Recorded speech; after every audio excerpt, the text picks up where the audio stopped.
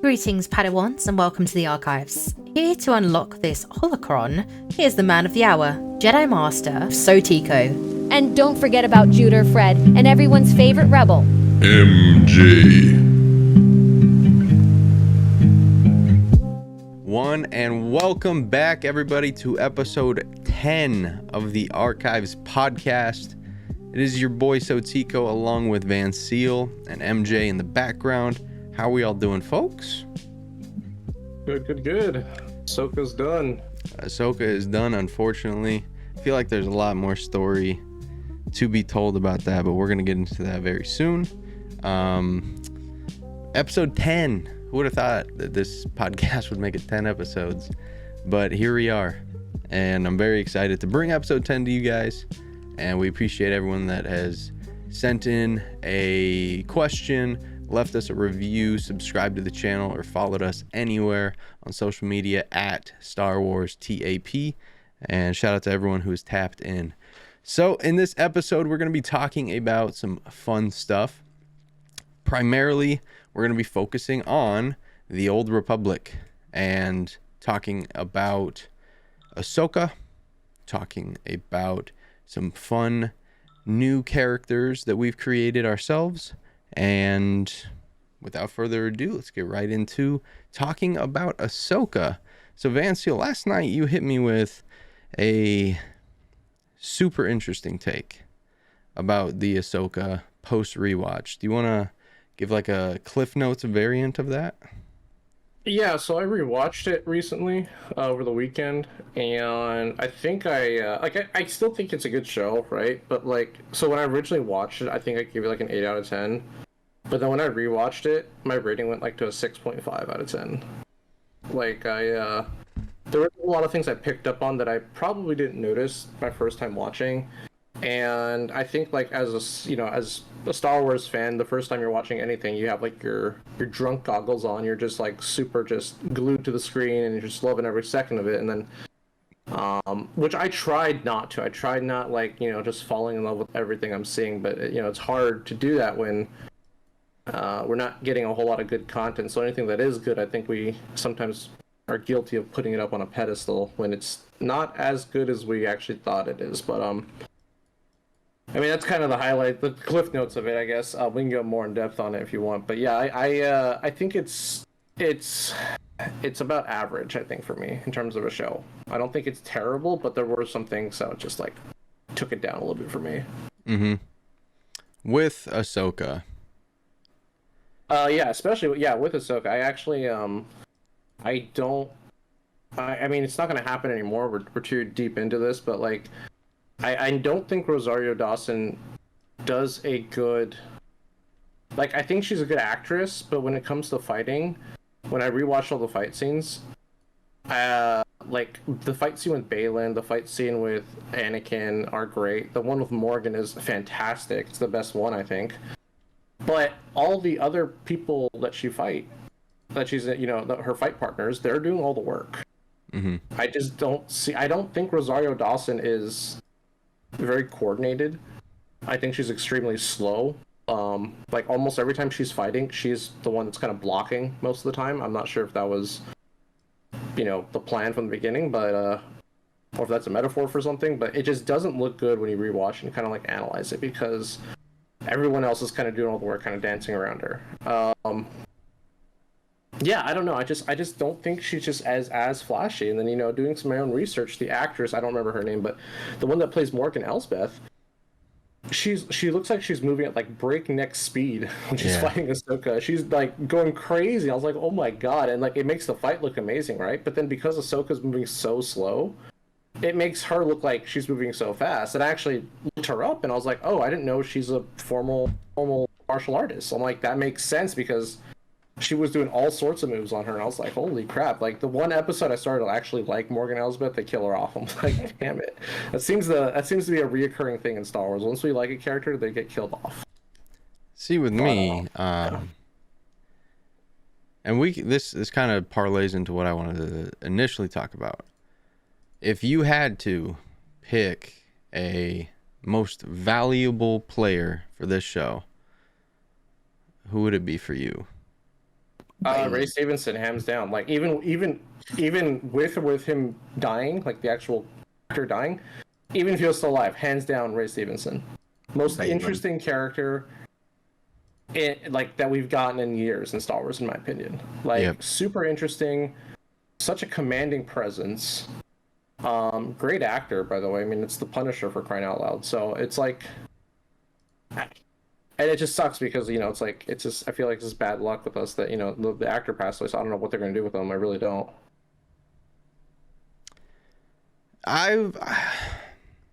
Yeah, it's tricky, man. It's tricky with that. He's my MVP as well. I think hands down, he was easily he carried himself differently than everyone else on the show.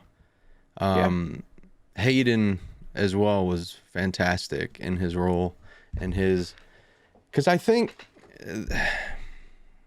Hayden as Anakin in Obi-Wan was kind of like getting back into the boots, whereas in this you kind of saw he was walking with that swagger that he had before, and I know he was just in the world between worlds, but for me, what he carried and what he brought to the series and the way that Anakin was in this cosmic alignment above what I felt was the Force in and of itself, I felt like he did a perfect portrayal in what he was trying to get across and doing his job. So huge shout out to Anakin Skywalker in this series as well. But for me, it's Baylan Skoll 10 times out of 10 because with new characters, especially in today's climate,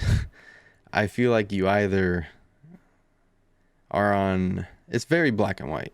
You're either on one side or the other with new characters. And with Baylan Skoll, initially, we saw this guy in the trailers. He's got an orange lightsaber. We've never seen that in live action canon. So instantly, you're like, okay, something's different about this guy. I want to see what's different about him. Instantly, you're intrigued. And with the hype came backing up the hype. He brought a performance unlike anyone else in the entire show, maybe except his apprentice, Shin Hati, who I think, again, was super valuable for the show and provided just enough of what you needed from that kind of role as like the villainous sidekick, because I truly think that Baylan was the overarching obstacle in Ahsoka's way. Ultimately, it turned out that Ahsoka didn't need to get over that obstacle. She just needed to it's very weird. She just needed to get like past the obstacle, but she died in order to do so.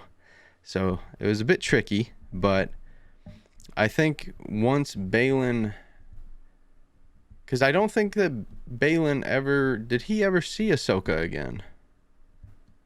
After they fought again, did he ever see her again? No, he pieced out. No.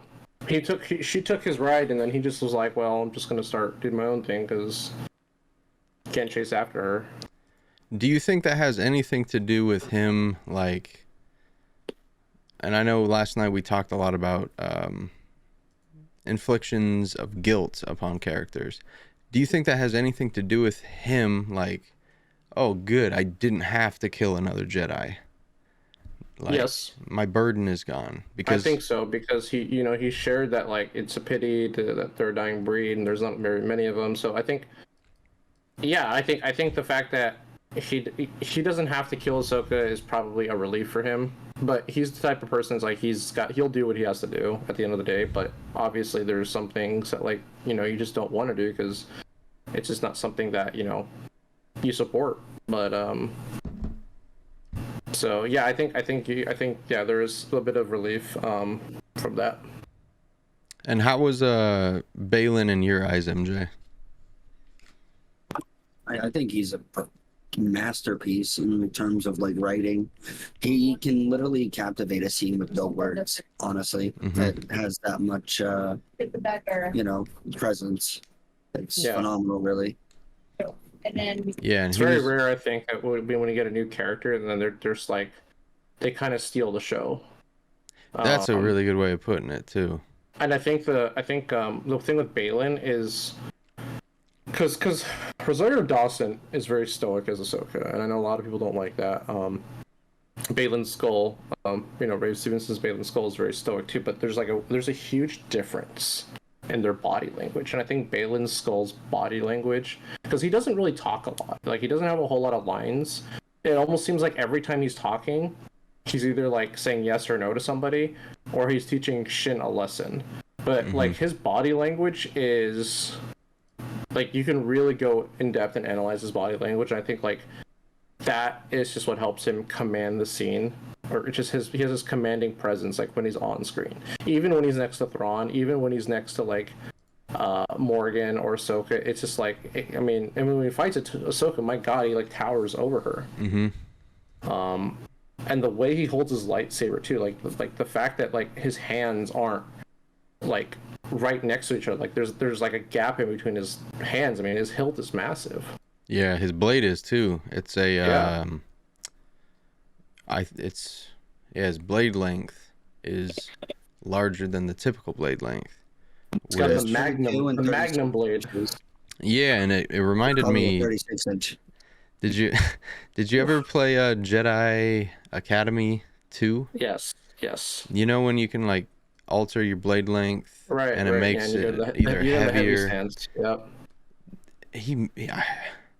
He had to have played that game because his movements, the way that he carried that thing, like it felt like he was literally swinging a hammer. The way like a bastard sword, yeah. And it was perfect.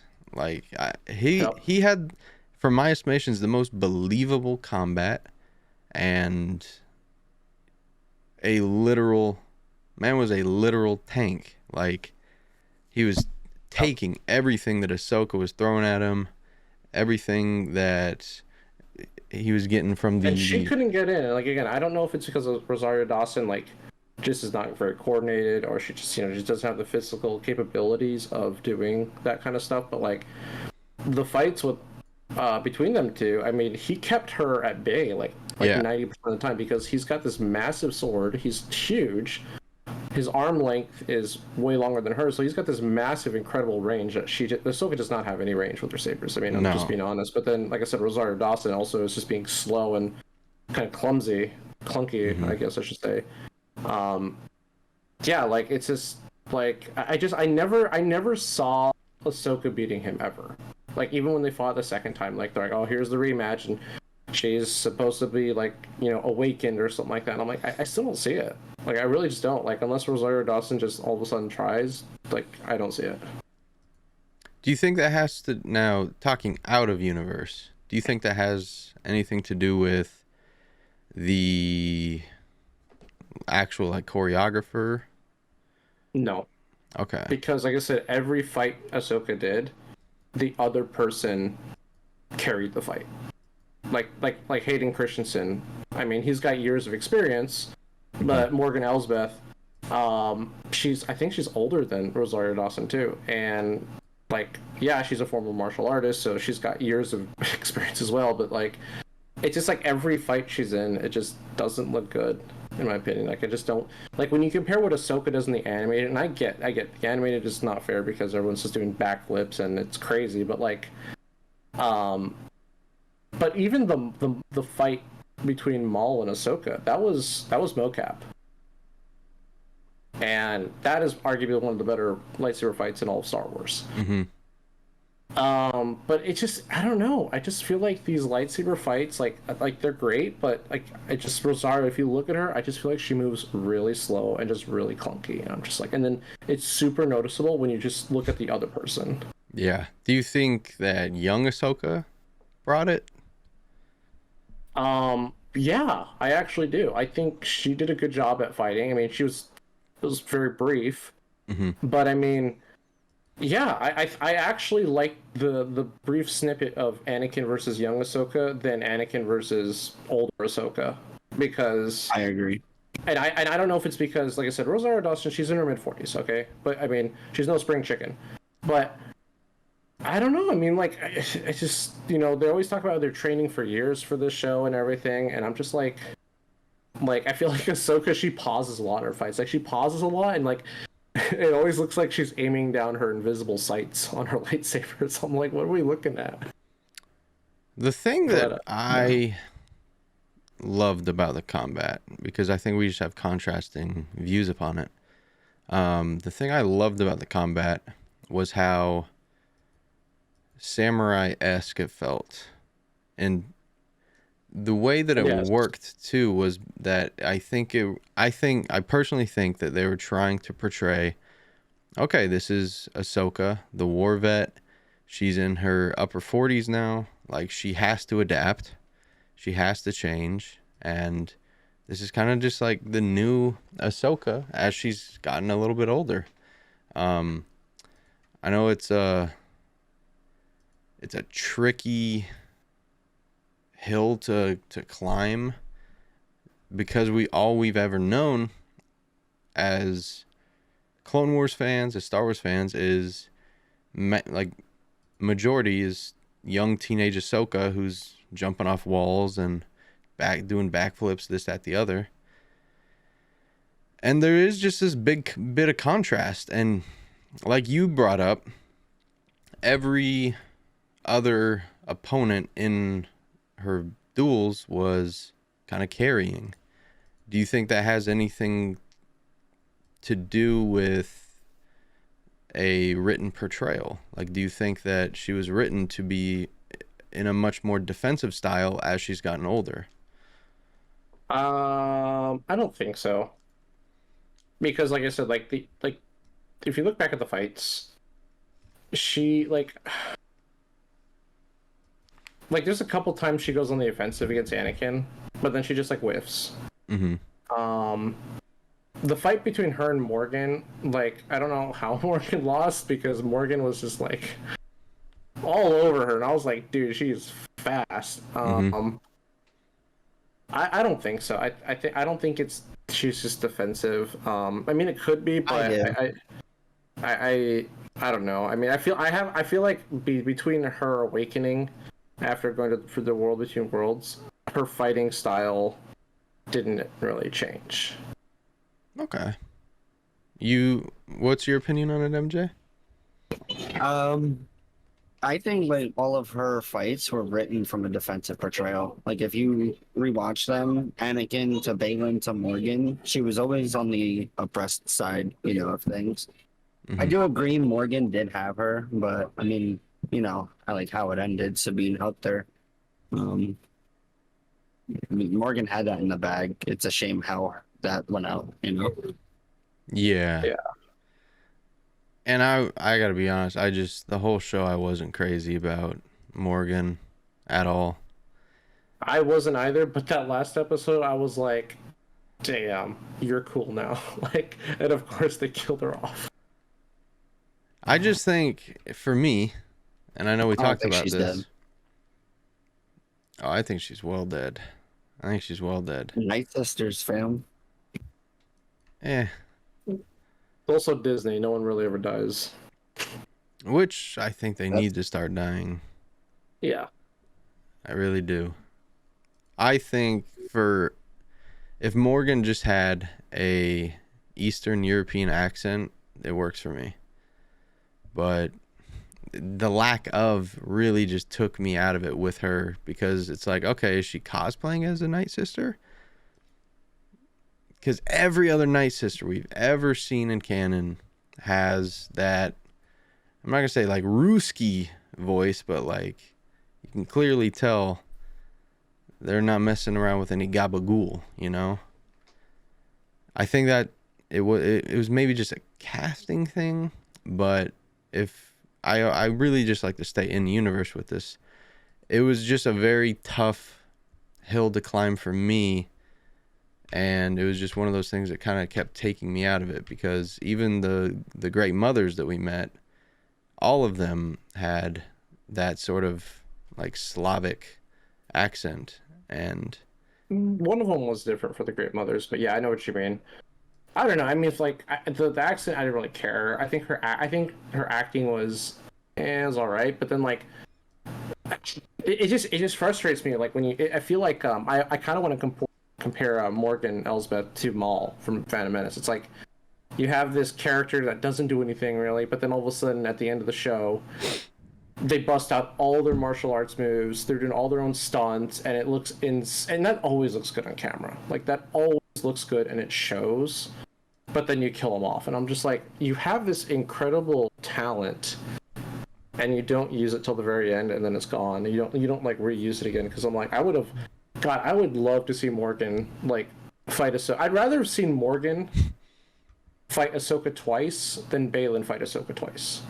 okay. Not that I hate Baylan, but when you watch Morgan fighting style, it's just great. And like I think, and I don't know what it is, but it's just like maybe because we don't get a whole lot of like good lightsaber fights nowadays in Star Wars. But like when you see the ones with like martial arts mixed in, they slap hard. Mm-hmm. Little fun fact that Morgan is Bruce Lee's goddaughter. Oh my gosh! Even then, you kill her off. Oh, dude, I think she's so cool now. Like honestly, like after that last episode. In her eyes, in her world, in her head, she died a hero's death, though. She died for Dathomir, you know? Yeah. So she died a noble death. So you can't be like I'm upset curious about in it. the long per run se. what happens with Dathomir. Yeah, because they're obviously heading there.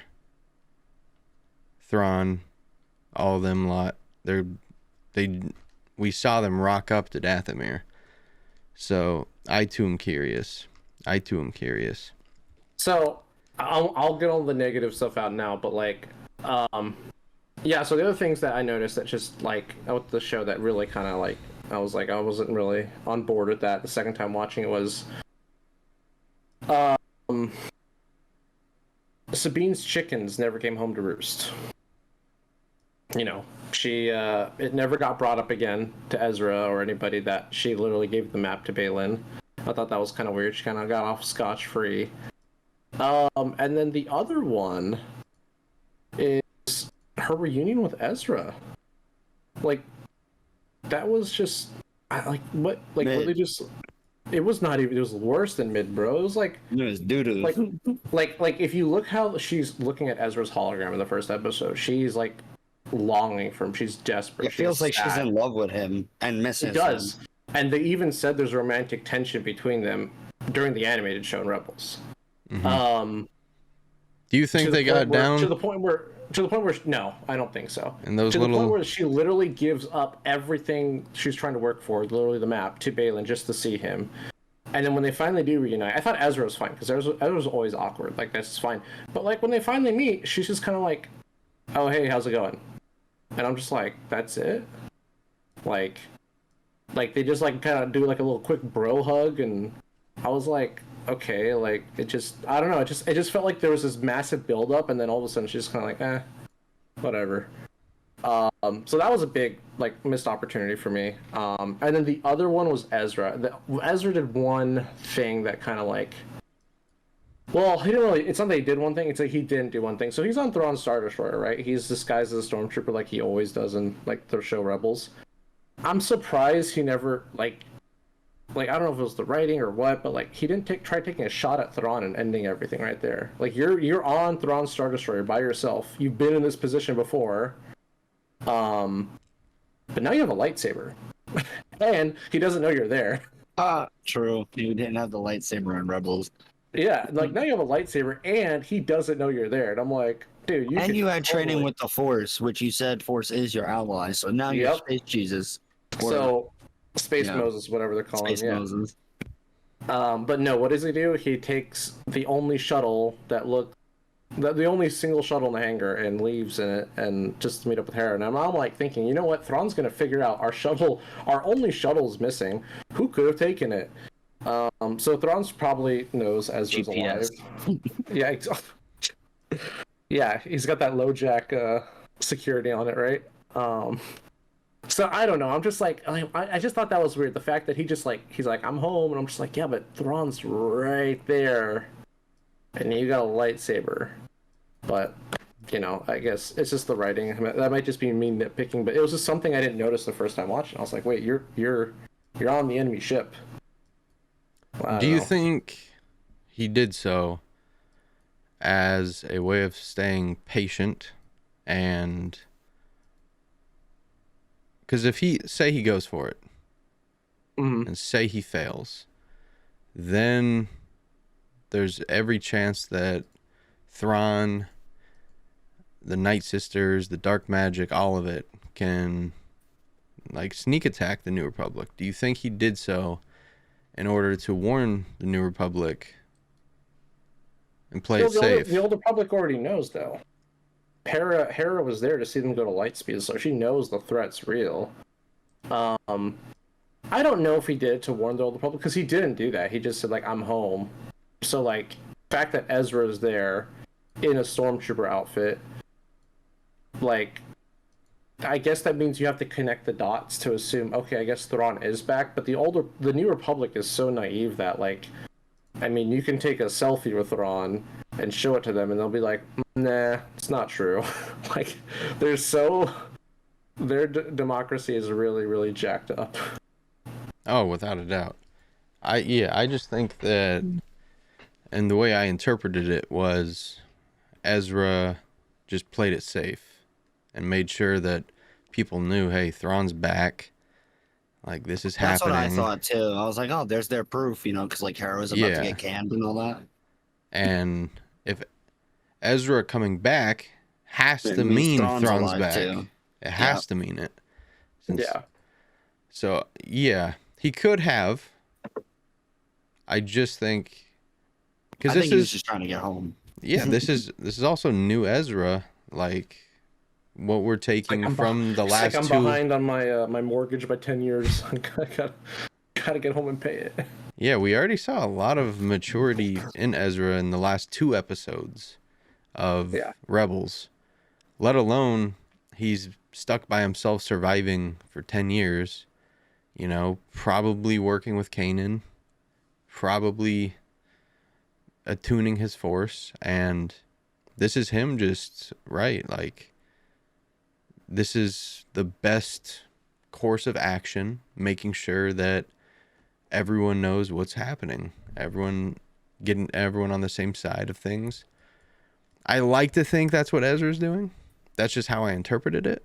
But the cool thing about art, everyone's going to have a different interpretation, Which is another thing that I love about talking Star Wars is, you guys might see Anakin throwing a fit, whining, being whatever after his mom dying, but to me, like, Jesus Christ, he's going through a glass case of emotions with a bowl, so it's just tricky.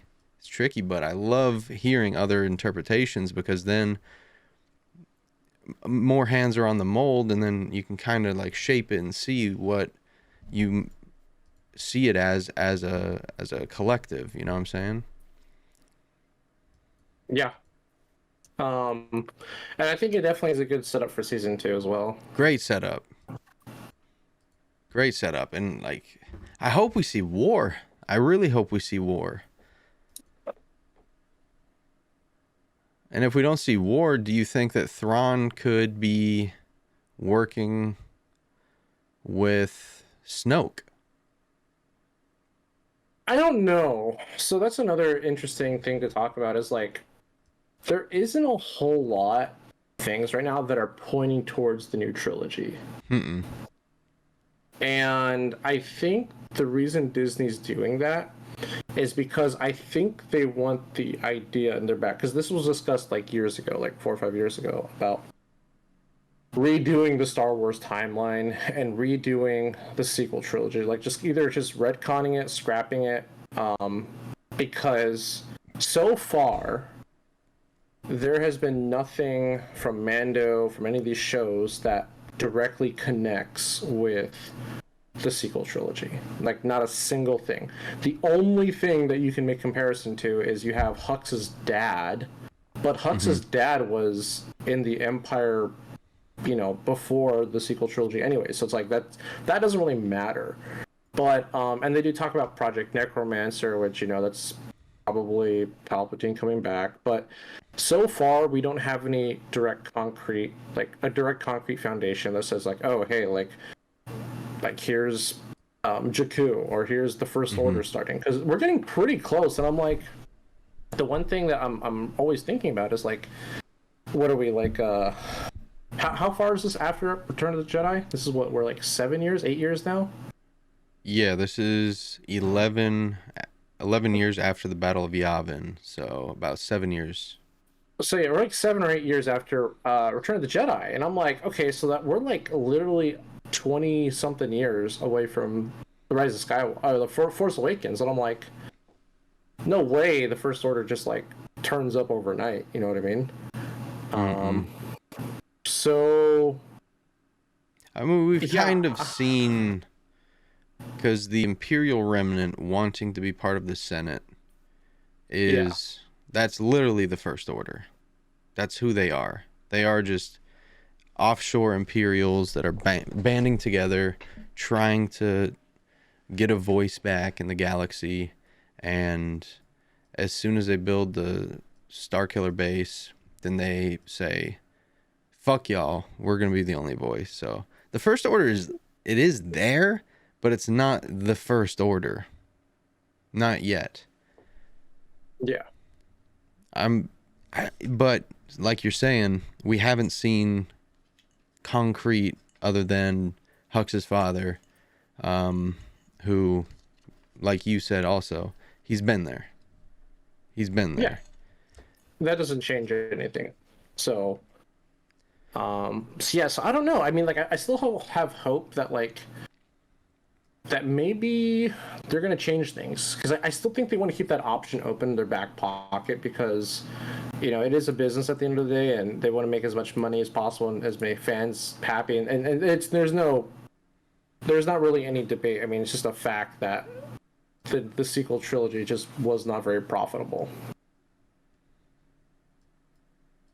No, I don't think it really was. They could have. After The Last Jedi, it was like, Yeah. See, I like the sequels in a vacuum.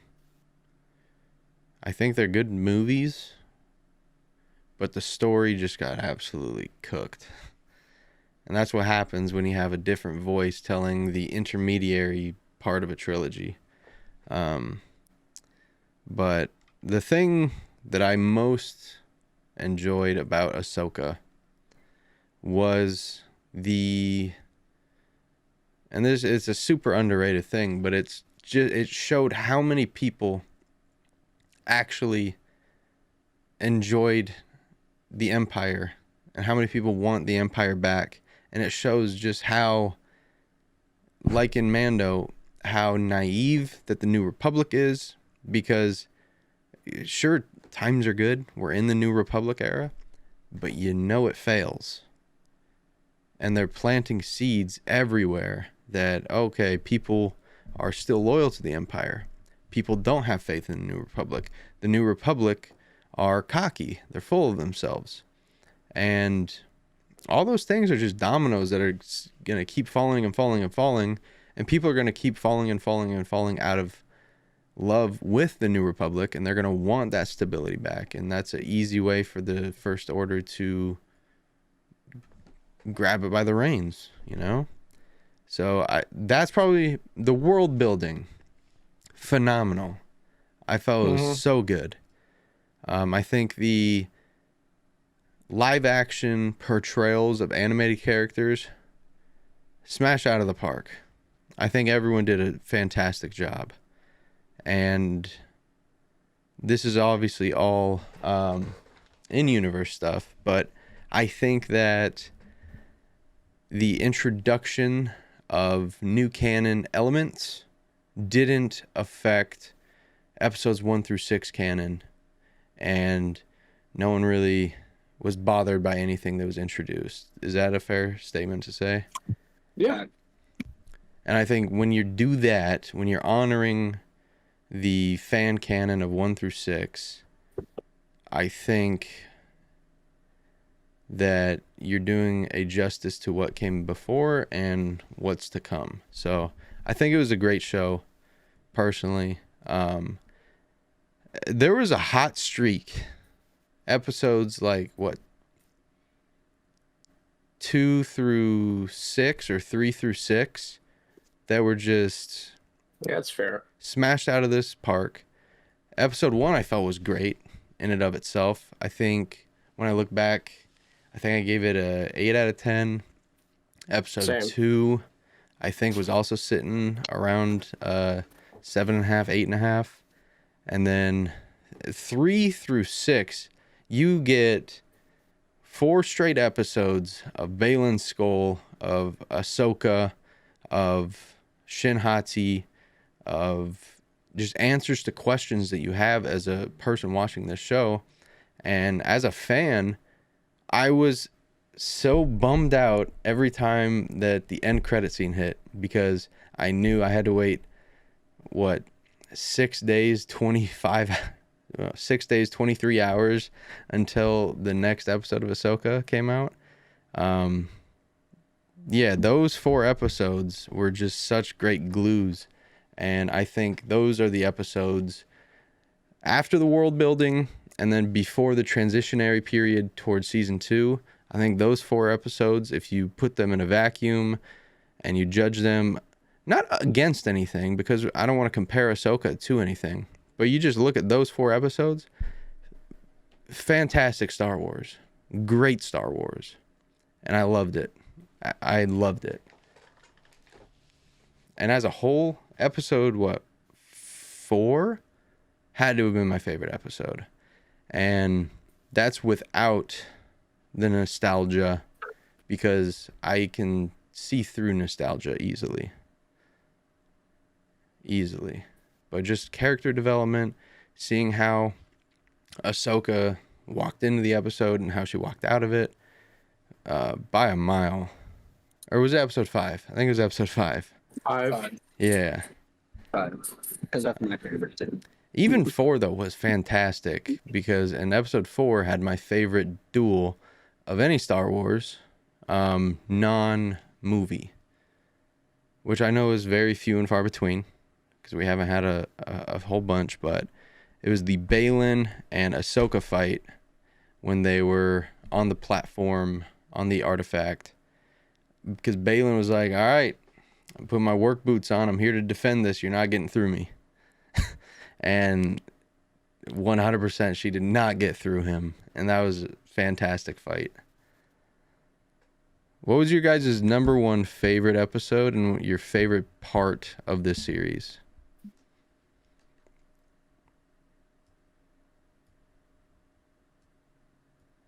It's tough. I think for me, I think my favorite episode's probably the last one. And honestly, I think my favorite part is the Morgan fight. Like, I think she, like, that took me by surprise, because, like, we already know how Anakin fights, so it's like, it's when we see him fight, it's familiar. We've seen Baylan fight multiple times already. Mm-hmm. Morgan's just kind of been she just kind of exists. She hasn't really done anything, so I was not expecting that. That took me by surprise. Like, I wasn't expecting Thrawn to lift a finger in the show, because it's just Thrawn. But Morgan took me by surprise, and I was, like, thoroughly impressed with her speed and just agility, and I was just like, that's kind of impressive. It's really cool to see. Mm-hmm. She was sick in that fight. Everything else, didn't My like her. favorite's obviously episode 5, but ideally you would want it to be an episode with Thrawn, because knowing, like, Thrawn's backstory and what's about to come with Thrawn, you know what I mean? But episode 5, I mean, I can see past nostalgia, but there's a point where nostalgia just shines a light so bright. For instance, George had a concept where he wanted Anakin to have his red saber on Mustafar. fighting Obi-Wan. And we were supposed to get it in episode 5, but literally in like the last week, Disney decided to cut that scene. And I think it was for the best because it didn't need it at all. But you obviously saw the easy references that we got to the Mustafar scene. Like, for instance, when he ignited the red blade, that was exact the replica of him to Obi-Wan on episode 3, with the saber just being red. And it honestly, like, the transitions that were in that from Anakin to Vader were ungodly amazing.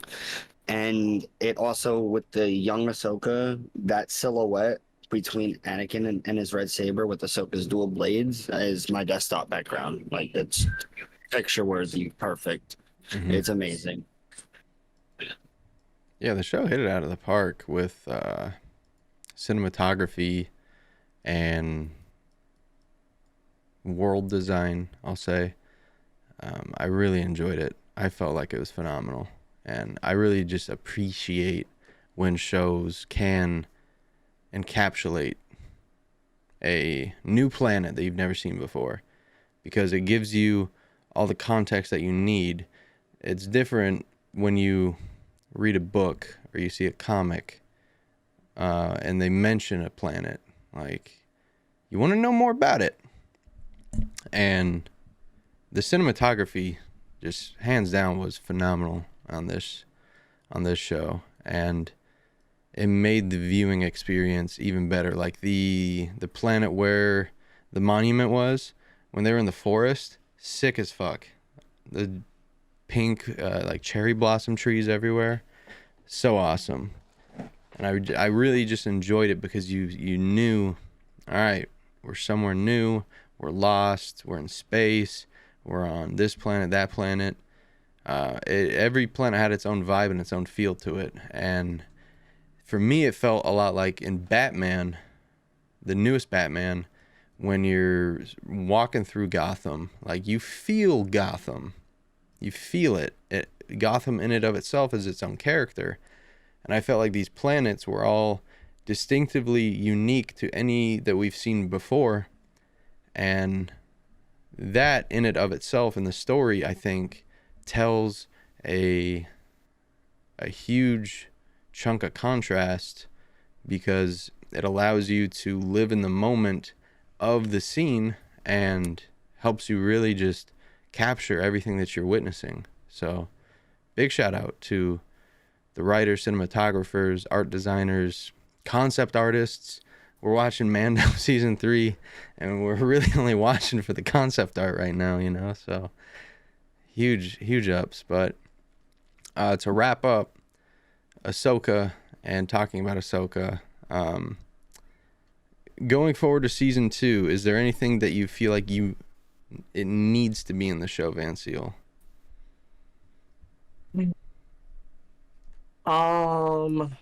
Things that need to be in the show. I think okay,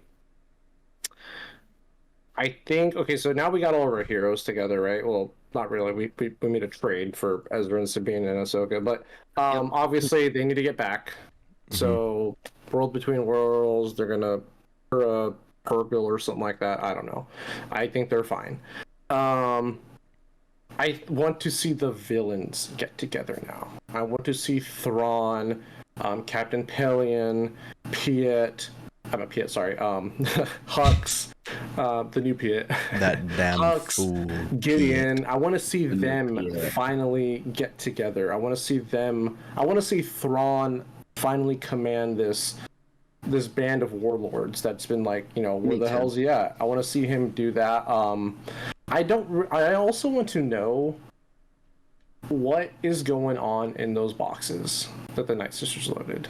Like, okay. Is that all their laundry? Is that all their dead bodies? Like, treasure? Like, what's in there? You know what I mean? Like Thrawn has his hangars loaded with just coffin shaped like objects. I'm like, they never said what they were, other than that it's cargo, and they're going to Dathomir. So I'm like, that could be anything. And then obviously the big elephant in the room is, what are they going to do with Ray Stevenson's character? Yeah. But that's the big, like, how do we handle this in a way where it makes sense? So do they recast him? Some people are saying just give him a helmet. I'm like, okay, well that doesn't really help. I don't know. So I don't know how they're going to handle that, but that is also that's something that needs to be addressed, obviously. Mm-hmm. That one's the most tricky, man. That one is so tricky. I think something's got to happen with him, because you can't have a character as universally loved as he is just all of a sudden up and disappear. I think that it's not fair to the character. It's not fair to the man who portrayed him. It's not fair to anybody, yeah. It's not fair to the fans. I think you gotta, and you can't just write him off like Cara Dune. Oh, he's busy being a marshal somewhere else, you know. She's too based for this planet. He deserves a continuation of his story, because his story was one of the more captivating ones. We want to know what he's cooking, you know. So and they even said, like, in some of the leaks that were leaked months ago, were saying like the show's going to end with 4 separate story arcs. Mm-hmm. And we have our story arcs. We have the Sabine and Ahsoka story arc. Shin has her own story arc going on. Baylan has his own story arc, and then Thrawn is the 4th. So it's like everyone kind of just splintered and kind of like went in their own direction. Obviously, we'll probably cross paths again, but everyone's kind of off doing their own thing right now. Mm-hmm. I'm excited for it. I'm really excited for it. I think that's my biggest take too, is with Ray Stevenson. You know, I've been saying it all season long. Like, that's the biggest heartbreaking thing. The fact that he's not alive anymore to be praised by literally millions that love Star Wars, and how much of a captivating performance he does, you know, with literally no words. The biggest, at least for me, the biggest implication was that they're going down George Lucas's prophecy route. At least Filoni is, with Anakin being, I guess, the father. Ahsoka is already the portrayed daughter, and Baylan in the Norse mythology, you know, he chases the sun, aka the sun in the Mortis God arc, you know, the sun. So you have right there the trio, the father, the son, and the daughter. But I who knows now with things, and you know. Yeah, I definitely think it's going to be a while before we get anything else, because, you know, I mean, the writer's strike is over now, but the actor's strike is still currently going on. Yeah. So I feel like I was saying on like one of my streams that, like, I think the Ahsoka show is going to be the end of an era. I think that you know, all the stuff going on behind the scenes of Disney and stuff like that, like, they're obviously going to have to change, because they are, you know, they're not even profiting from any of their shows, unfortunately. You can only stretch the Skywalker saga so far. You really can. I know. Yeah. And in my eyes, it's the saga ended with episode 6. Like, Star Wars has been told, the story has been told, it's finished. All that you have left is the franchise. Mm-hmm. And I think that's kind of a tough pill to swallow, because I'm a huge Star Wars fan. But I think after the Ahsoka show, I'm hoping we're gonna get a different direction going forward with Star Wars. Not to a lot get into of the whole, people like, want High Republic content. A lot. I don't know why. I can't stand the High Republic. I can't get into it. I think it's boring. Yeah. I think it's mainly for the books. Like, from what I've been hearing, because I mean, I'm not a big book guy. A lot of what I've been hearing about in the books is similar to the EU Legends, with, like, you know, Jedi Legend Luke and what he could do. It's similar as what's in those books. I mean, I've tried reading a couple of the comics and the books. I just can't, like, there isn't any characters where I'm, like, interested in. There's a lot of characters that I'm like, these sound like they're Marvel characters, and I'm just kind of like, it really is amazing how Disney, they call themselves Imagineers, but then, like, for the last, like, I don't know, 2 decades, all they've been doing is reusing assets from stuff they've either acquired or bought, and they're retelling the same thing. Mm-hmm. And I think now people are starting to realize, like, that doesn't work anymore. You have to come up with original content. So yeah, I don't know about the High Republic. That's Disney's creation, and so far I'm just not interested. I just think it's really boring. But the Old Republic, that is, like, Soon one day. That is That's a the stone crown unturned. jewel. That is the crown jewel of Star Wars, in my opinion. I really feel like that's the like in Lord of the Rings where in the Hobbit they had the jewel in the dragon's cave. It was like this mythical jewel. Yes. That's literally for Star Wars, dude. Yes, it is. Like, I'm actually about to get into the Old Republic again because, so, funny story, like, kind of a side note, like, I got super into it when I was at a really low point with Star Wars. Like, I think it was when Clone Wars got canceled for the first time. Okay. When Clone Wars got canceled for the first time, I was like, I was like, crap, this sucks. It's like my favorite show. And now they're canceling it, and they got this new Rebel show that comes out, and it looks like a kid's show. I'm like, oh, God. So I got into the Old Republic because I was like, I've always had the Old Republic. I just never really dove into it. And I was like, when I'm at my lowest point with Star Wars, the Old Republic gives me on the Star Wars high. And now that the Ahsoka show's over, we're not going to have anything Star Wars till probably late next year. I know we have a couple video games coming out, but I mean, like, those aren't anywhere close. No. Show-wise, I don't expect anything to come out till maybe mid to late summer next year, and a lot of that has to do with the writer's strike and actor's strike, obviously. But I mean, like, we're gonna be kind of like on a hiatus, so I might get back in the Old Republic again because, like I said, like, it's just there's not, you can't go wrong with it. There's so many things you can do, and I can't even put into words on how great the storytelling is. The characters are super interesting there too. Mm-hmm. The only thing I could ever see with the Star Wars show, and then we'll get back to the Old Republic. The only thing I could see, like, plausibly coming out would be the Bad Batch, because it's that there's only one actor that you need, and he could probably do Omega himself. I know you want to see Emily very bad, but I think that Emery. That's the one. All right. Oh man. I think that Bad Batch will probably be the next thing that we get. Whether it was meant to be in a week. Bad Batch was supposed to come out in a week from now. I've heard it's done. It is. I've heard it's done. I've seen the leaked trailer. I don't know if it's still available online, but I've heard that it's done. I think Disney's just holding on to it because it's kind of sad they have to do this, but like, if you've noticed, when Disney puts like original content up on their streaming service, they have to stagger their stuff.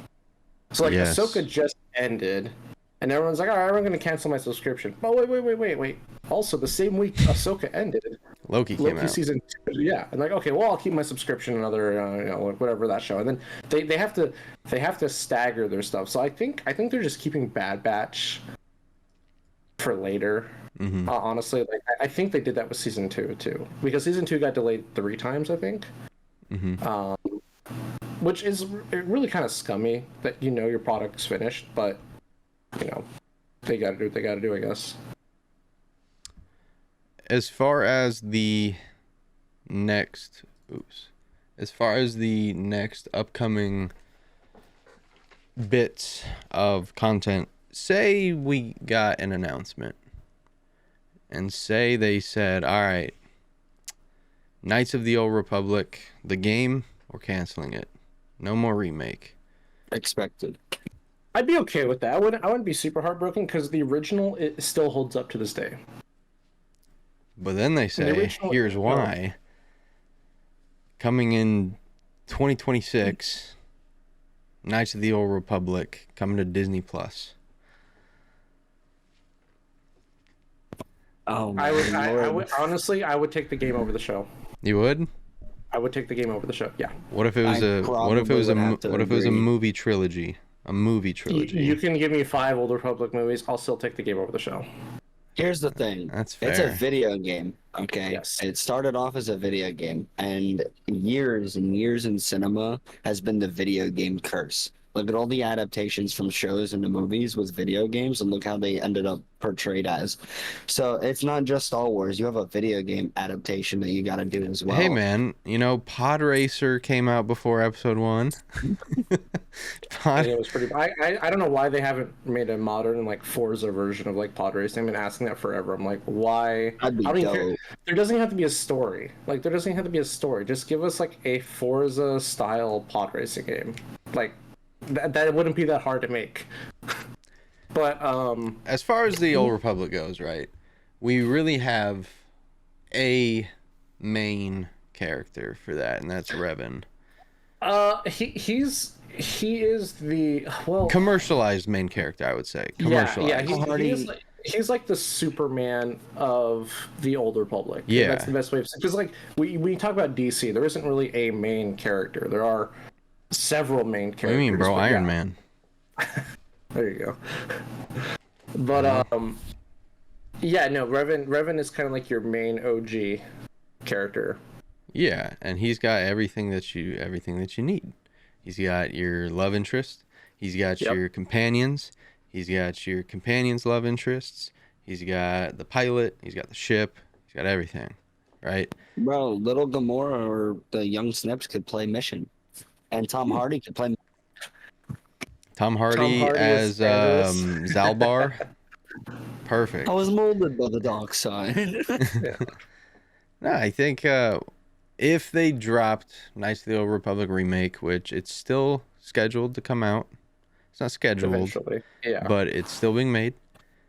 Yep. If they drop that, if we get some sort of Revan prequel show, so all the stuff that happens before with like the Mandalorian Wars. I think that would be a better show actually if they did everything. I really think we should get that, and then Knights, yes, because you gotta build up that character.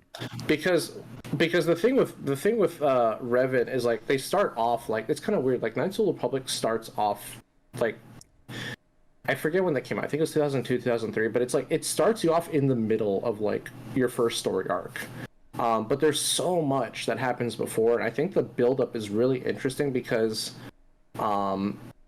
it shows you a different side of Mandalorians that I don't think people have really ever seen before, and kind of how like the whole Jedi Sith Civil War kind of started. Now I don't want to give it away because it's a pretty compelling story, and there's obviously a Sith Emperor during the Old Republic, and I think he is 10 times better than Palpatine in my opinion. I think he needs to be in a movie. He is insane. Like there's a meme that I always send to people when they're like, explain to me the Old Republic. It's like a picture of an iceberg, and the top of it's like, oh, all the Star Wars movies, and then underneath it's like, that's the Old Republic. It's huge. It just keeps going and going and going, and the story's still not. That's the beauty of it. It happens so long before the original Star Wars movies. I think it's like 4,000 or 5,000 years before New Hope. Yeah. It happened so long ago, and there's still a huge gap. The story is still being told that, like, they have the freedom to do whatever they want because nothing that happens there is going to impact your episode 1, your episode 4, or even episode 7. Nothing's going to change. Nothing, because it happened so long ago. There's still time to, write the rest of the story. And so much happens in the Old Republic. Like, I don't think there's a single podcast or show that actually covers everything because there's just too much information. No, Go ahead, MJ.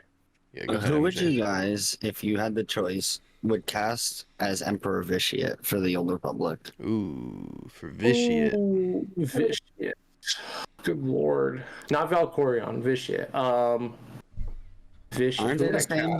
Well, yeah, but it's a different body, so it's a different, Here's my thing with that. Complicated, for sure. Here's my thing with casting.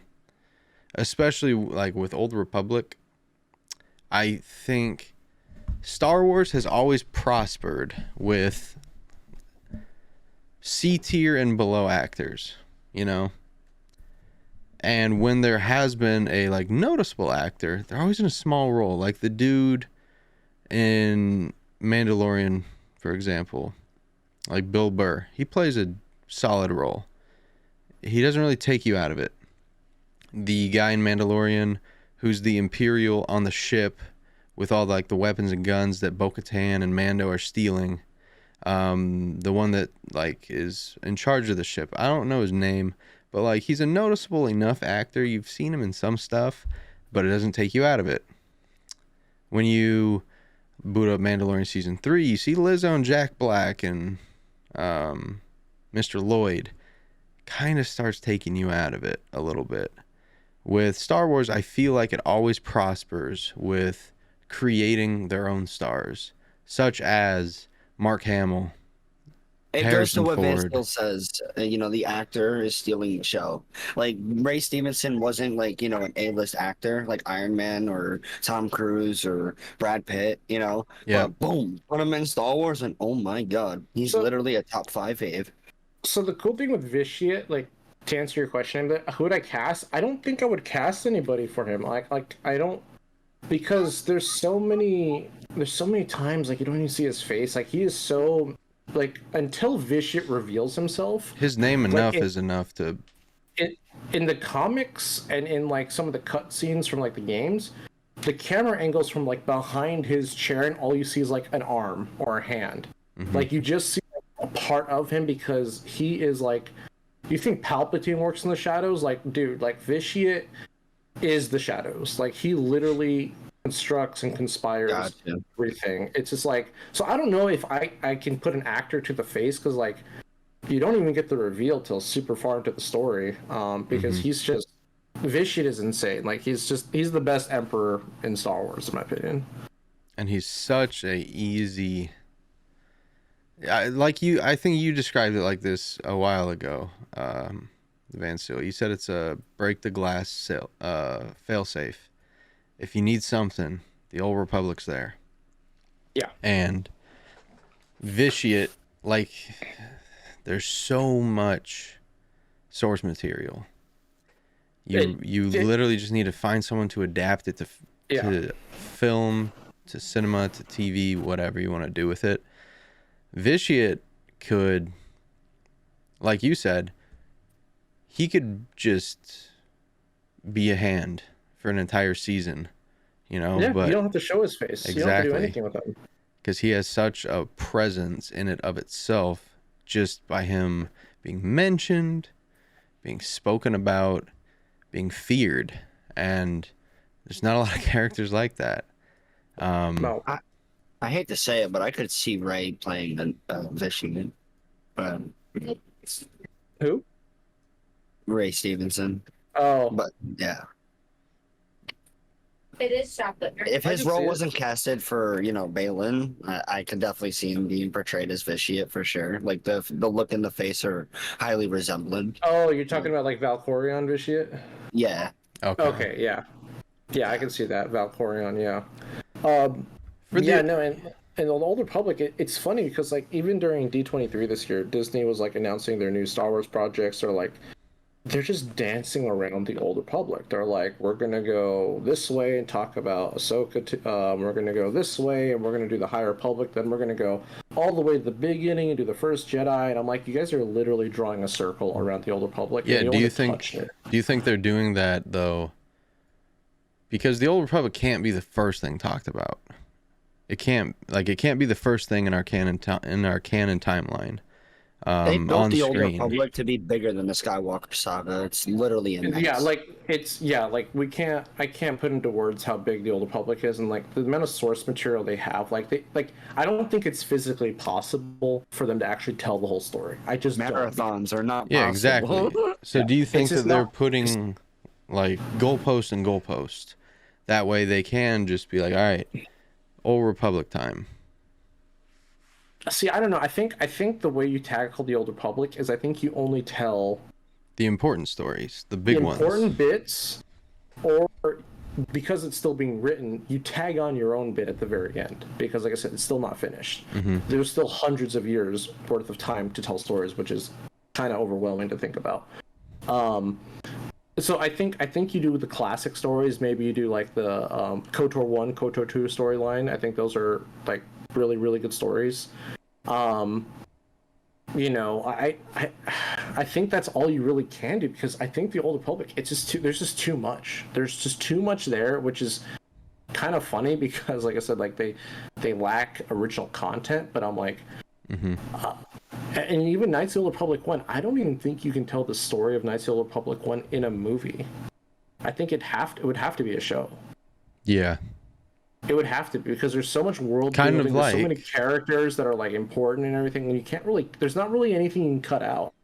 Yeah, and it could literally be like Star Wars' answer to Game of Thrones. 100%, absolutely. Something that can last, 8, 9, 10 seasons. Something that can just keep progressing, and it could be its own entity.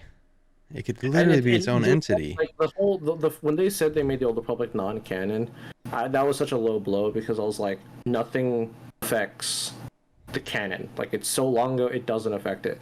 But they keep like teasing the Old Republic. They keep taking assets from the Old Republic. Like in Rogue One, they had Old Republic ships. There's all these little mentions.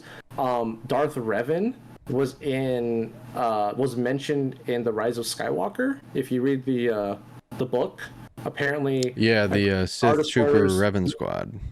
Revan Legion. The Revan Legion. It was a group of Star Destroyers called the Revan Legion. I'm just like, okay, well, like, there's all these nods and teases towards it, but they don't want to use it, and I'm just like, I don't know. I mean, maybe no one wants to take on that project. I don't know, but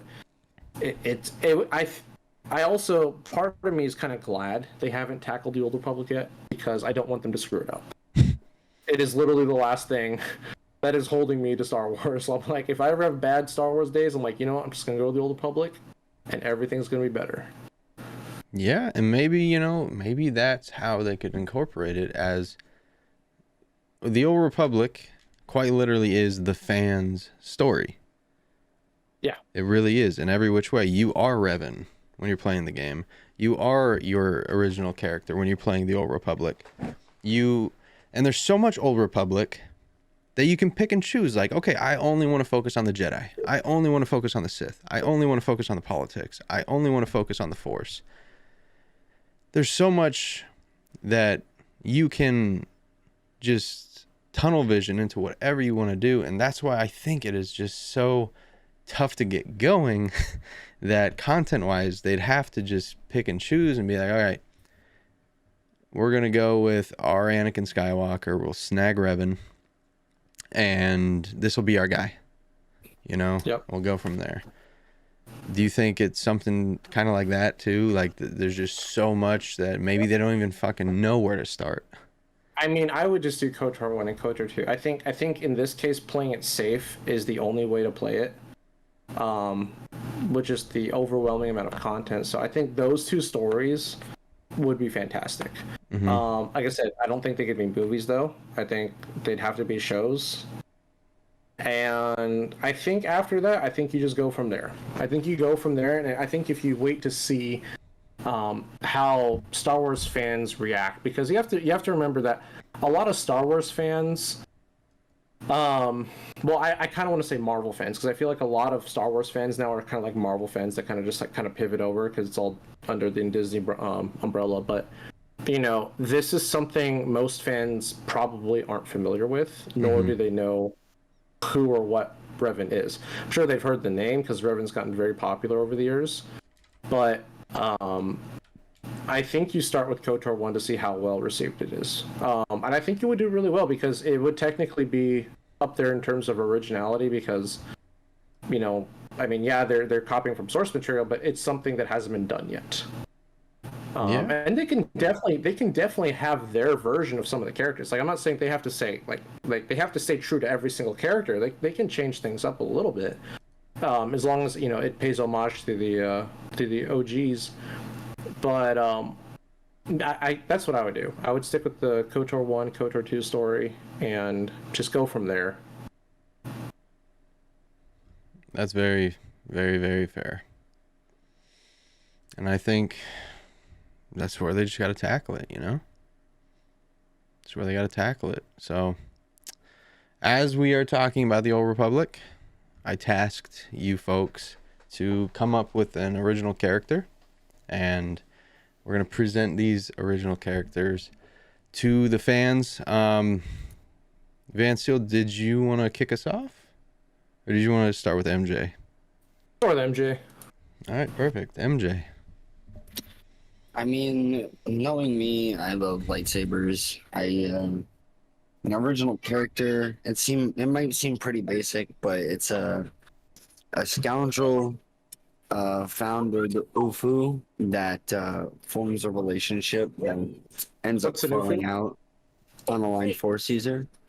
Okay. Like, they're not a Jedi or Sith. They're still a scoundrel, but they're like more with the samurai ways, like hybrid / blaster.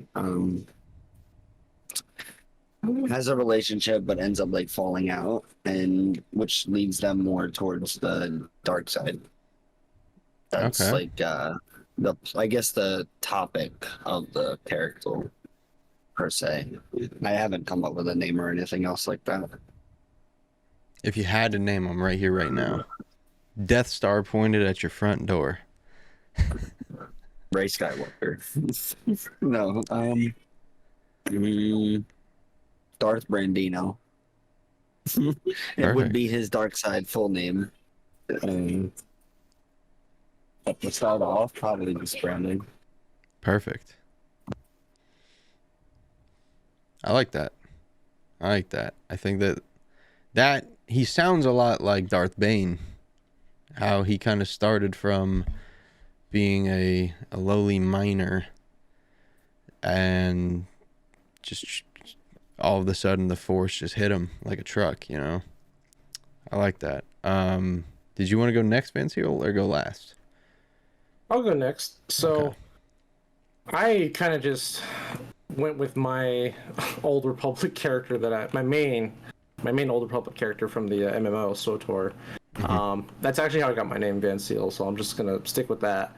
And I am a Sith, but the one thing about the Old Republic is the Old Republic does a really good job at showing you that not all bad guys are bad, and not all good guys are good. So I am a Sith, but I carry a blue lightsaber and white armor, and Is that you, Visas? no, not Visas. Is that like a deceptive?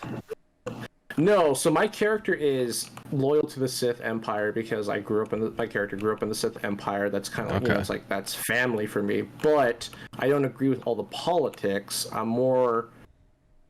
have more of a level head on my shoulders than most Sith. Like, so, like, for example, like most Sith, like, just want to kill and interrogate people versus I will come to reason, and I try to benefit everybody in every circumstance. But at the end of the day, I don't mind working with Jedi. I don't mind working with anybody, but everything I do is in interest of the Sith Empire.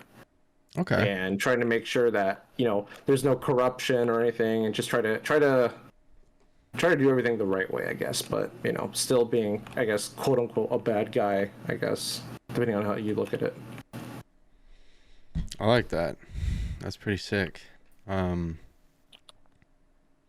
We haven't had a character quite like that since, like, the closest thing I could pin it to would be like Ronin from Visions Episode 1, where he's a Sith, but he's hunting Sith who are going against his own beliefs. Like, he doesn't think that you should just roll around and inflict your power upon people. So he's out there killing Sith and collecting Kyber crystals, which I think is sick as hell. I think it's so sick. It's my favorite episode of Visions. My character, his name is Cairo Suchin. He comes from a noble family on Coruscant, and his family are filled with, like, former senators, elected officials, people in power, basically. And his whole life, he's hated the people around him. He hates the snobbiness. He hates the pampered life. He's just always hated it. And he's a 15-year-old kid. This takes place, 4 ABY? No, not even 4 ABY. Like, Wait, what? his story takes place literally less than 1 ABY. And what he decides to do is become a informant because his father's a imperial senator. He's going to tell the rebels everything that he knows because he's just so fed up and sick of it. And what he ends up doing is joining the brigade that goes on Scarif, and his father is one of the his father's not a senator. His father's a like imperial officer. Like they're like in serious power, tons of money, so much money. And his father worked under Tarkin. And his father is one of the people that get the Death Star pumping. And ultimately, it's his father's like command room that gives the A-OK to fire the Death Star down onto Scarif where his son is. And my OC is inevitably killed by his father by just trying to do the right thing for the rebellion. So he's a rebel hero. Big Cairo. It's my guy. Interesting. Mm-hmm. And the inspiration behind it was I was watching A Boy in Striped Pajamas, which obviously, spoiler alert, a Nazi's son ended up dying by order of his Oh, I think I know what you're talking about. yeah. Okay. Yeah, so just it's obviously it's another sad one. It's another like homage to Rogue One and the Battle of Scarif, but yeah, I think it would be a really sick TV show to see like the lengths that a teenage rebel spy could go to in order to just rebel, like literally rebel. And I think that would be the title of the show, is just Rebel, because it would go against, and it would be more world building too, like how just snobby and closed-minded that the people of the Empire are. So in my estimations, I think it'd be a really good drama show, something similar to Andor, and obviously same fate as Andor too. So I think it'd be a nice little show. If I had to pick something without such a perfect thing, I also was thinking about some sort of a bounty hunter that simply did it because he was bored, you know? The bounty hunter main story in the Old Republic is probably one of my favorites. I haven't played it, but I think Juder's playing it. So yeah, the bounty hunter story and the Imperial Spy, I think, are the best stories, because the Imperial Spy storyline is you're basically James Bond. That is the easiest way to play. I've only played as the Sith. The Sith one is good, but I think the Imperial Spy, the Imperial Agent, is the best one, because yeah, you're basically Bond, and it's just like, it's super cool, the amount of espionage that you have to do. It's pretty sick. We should do a co-stream for Old Republic. That'd be sick. I have a preferred account. Yeah, what do you say, Vince? Yeah, what do you say, Vinciel? We'll get Juder on. I'd have to go through all my 20 characters and yeah, re-unlock them. That'd be sick. Yeah.